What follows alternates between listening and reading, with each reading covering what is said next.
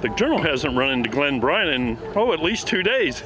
Hey Glenn, what are you up to out here at the Homecoming Festival? Well, just doing a little blacksmithing, and I came up with the idea. I wanted to make a little bottle. Let's see this. A little holder here to hold your beer, and I figured that they had customized beer, so I put a bottle opener right on top of it.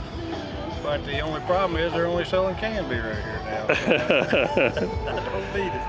So what else have you been making since you've been out here? A few hooks, and made a knife and towel rack. That's about it. For today, anyway. Yeah, for today. Other good stuff coming later. That's right. Thanks for talking to us. You're right.